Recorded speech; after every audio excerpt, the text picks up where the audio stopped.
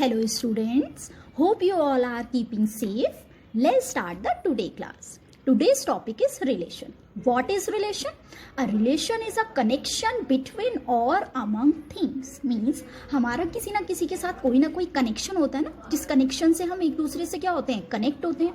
तो इस कनेक्शन को ही हम क्या बोलते हैं, रिलेशन कहते हैं. Example, husband and wife is a relation, father mother and child is a relation. ठीक है ना. Also brother and sister is a relation.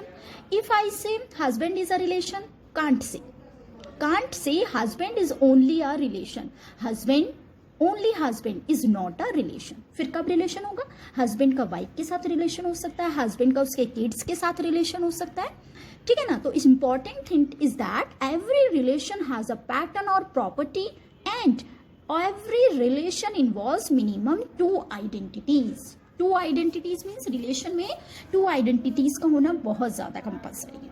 और वो किस प्रॉपर्टी के साथ कनेक्ट हो रहे हैं, क्या उनमें प्रॉपर्टी है, क्या उनका कनेक्शन है, उस कनेक्शन को हम क्या कहते हैं, रिलेशन कहते हैं. ठीक है. अब आप देखिए, mother father and child is a relation.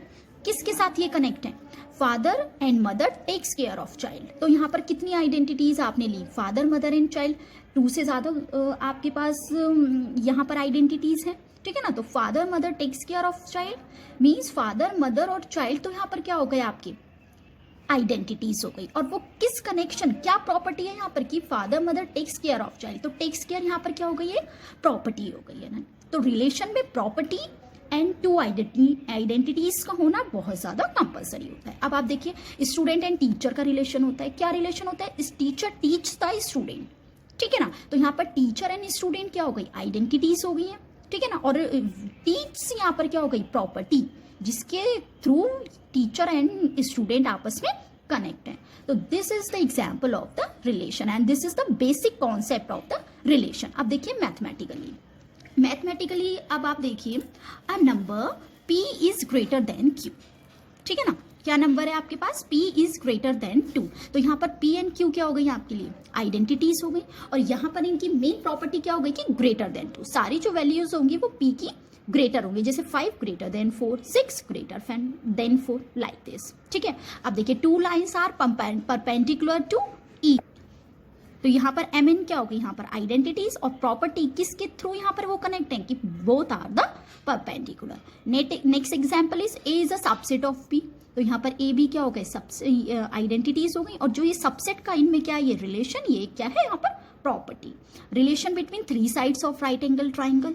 Right angle triangle में क्या प्रॉपर्टी होती है, hypotenuse square is equals to perpendicular square plus base square.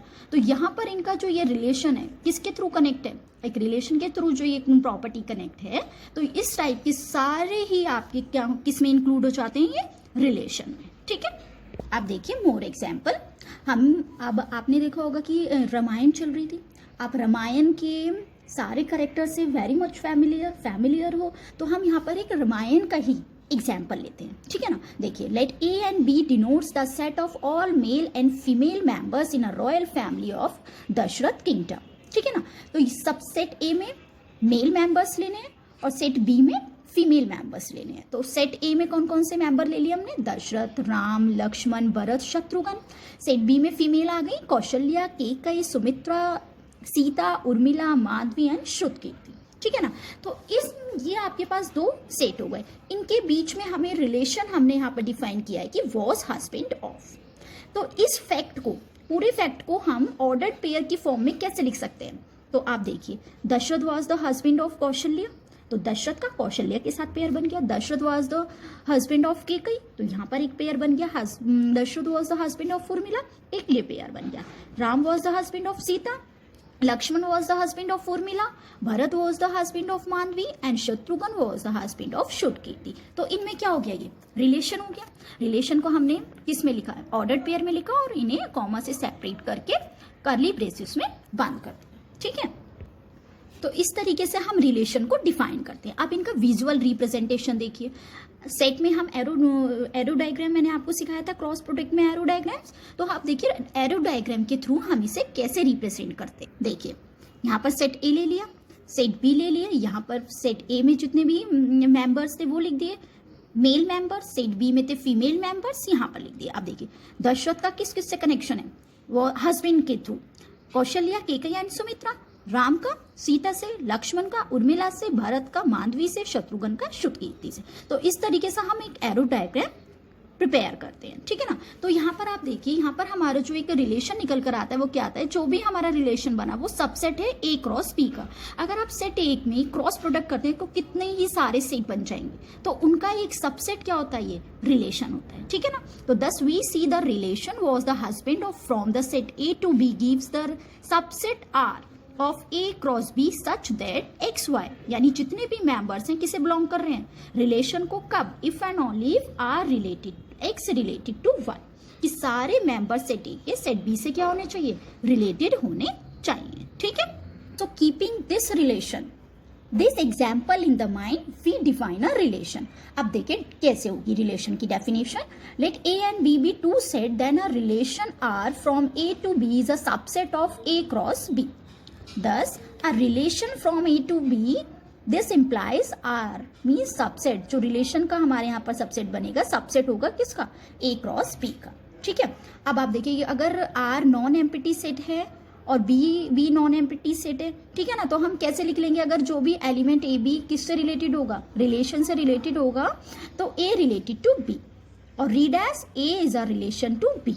अगर रिलेटेड नहीं होगा तो हम इसमें belongs, does not belongs to का साइन लगा के कैसे लिखेंगे, A does not related to B and we say that A not related to B by the relation R, ठीक है ना। और देखिए a relation from set A to B can be represented in the following form. I have discussed so many times, set builder form, roster form and by arrow diagram। तो इन्हीं में ही हम set को क्या करते हैं, रिप्रेजेंट करते हैं, ठीक है। How we define the domain and range of a relation? How we define? Let R be the relation from set A to set B, then the first component of the ordered pair is set the domain of R। जो भी ordered pair का first component होगा उसको क्या कहते हैं हम, domain, and set of second components of ordered pair is called the range of the relation. देखिए डोमेन किसी भी रिलेशन की कैसे डिफाइन करेंगे, ऑर्डर्ड पेयर है, रिलेशन से बिलोंग कर रहा है फर्स्ट वाले जितने भी कंपोनेंट होंगे, ठीक है। रेंज जो भी सेकंड कंपोनेंट होंगे, लेकिन यहाँ पर क्या मोस्ट इंपॉर्टेंटली टर्म है कि वो रिलेटेड किससे होने चाहिए, रिलेशंस, ठीक है। देखिए example, determine the domain and range of the following function. Relation आपको ये दे रखा है, ठीक है। तो रिलेशन किस फॉर्म में दे रखा है, सेट बिल्डर फॉर्म में। सबसे पहले आप इसे किस में कन्वर्ट करेंगे, टेबुलर फॉर्म में और रोस्टर फॉर्म में। कैसे, देखिए यहाँ पर आपको दे रखा है ए बी ऑर्डर्ड पेयर है, नेचुरल नंबर को बिलोंग कर रहा है और ए की लिमिट है कि लेस देन 5, यानी एन की ए, यानी जो फर्स्ट ऑर्डर्ड पेयर में आप ए की वैल्यू लिखेंगे कितनी लेंगे, सिर्फ 1 2 3 एंड 4, इस प्रॉपर्टी को सेटिस्फाई कर लेगा। और बी की वैल्यू हर टाइम कितनी है, 4। तो हमारे पास सेट बिल्डर फॉर्म में को रोस्टर फॉर्म में कन्वर्ट करने के बाद कितने ऑर्डर्ड पेयर आ गए, 1 4 2 4 3 4 4 4, ठीक है। 4 तक की वैल्यू हम ए के ले सकते हैं। तो इस तरीके से हमारी ये क्या तैयार हो गई, इसकी रोस्टर फॉर्म। अब आप देख लीजिए फर्स्ट कंपोनेंट हर ऑर्डर्ड पेयर का डोमेन हो जाएगी, यानी 1 2 3 4। रेंज क्या हो जाएगी, जो सेकंड कंपोनेंट हर बार कितना है, 4। तो डोमेन कितनी हो गई, 1 2 3 4 एंड रेंज कितनी हो गई, 4, ठीक है। अब आपने डोमेन सीख ली, रेंज सीख ली। अगर आपको को डोमेन पूछता है तो जो भी हमारा सेट बी होता है, 2 सेट होंगे, सेट ए सेट बी, तो पूरा सेट हमारा क्या हो जाता है, को डोमेन, ठीक है। Next is inverse of a relation. How we define?